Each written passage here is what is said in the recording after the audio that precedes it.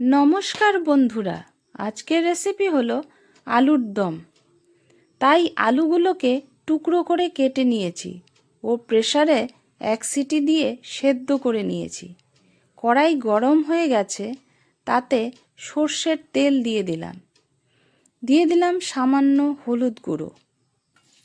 এবার দিয়ে দিলাম সেদ্ধ করে রাখা আলু টুকরো। যোগ করলাম 1/2 টিস্পুন নুন। আলুগুলোকে 5 থেকে 7 মিনিট লো টু মিডিয়াম ফ্লেমে ভাজা করে নিয়েছি। আলুগুলো লাল হয়ে গেছে, তাই নামিয়ে নিচ্ছি। কড়াইতে আবার প্রয়োজন মতো তেল দিয়ে দিলাম।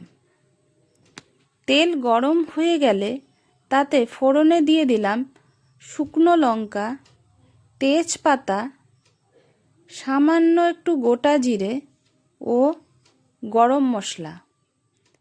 দারচিনিগুলোকে ছোট ছোট টুকরো করে দিয়েছি। এরপর যোগ করলাম একটা মিডিয়াম সাইজ পেঁয়াজ, যেটা আমি গ্রেট করে নিয়েছি।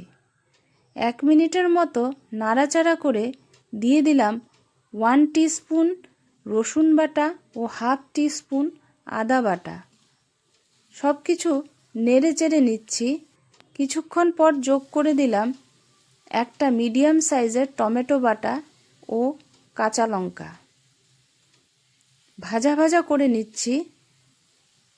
যোগ করে দেব এবার 1/2 টিস্পুন হলুদ গুঁড়ো। এবার দিয়ে দিব 1 টিস্পুন জিরে গুঁড়ো। দিচ্ছি 1 টিস্পুন ধনে গুঁড়ো, 1 টিস্পুন লাল লঙ্কার গুঁড়ো। যোগ করব স্বাদ মতো নুন। সামান্য একটু জল দিয়ে মশলাগুলোকে ভালো মতো মিশিয়ে নেব। জল যোগ না করলে মশলাগুলো পোড়া লেগে যেতে পারে। ভালো মতো মশলাটা কষানো হয়ে গেলে যোগ করে দেব আলুর টুকরোগুলো। এবার মশলার সাথে আলুর টুকরোগুলো ভালো মতো মিশিয়ে আর কিছুক্ষণের জন্য ভাজা করে নেব। এই অবস্থায় লো ফ্লেমেই রাখতে হবে। তারপর যোগ করে দেব সামান্য চিনি।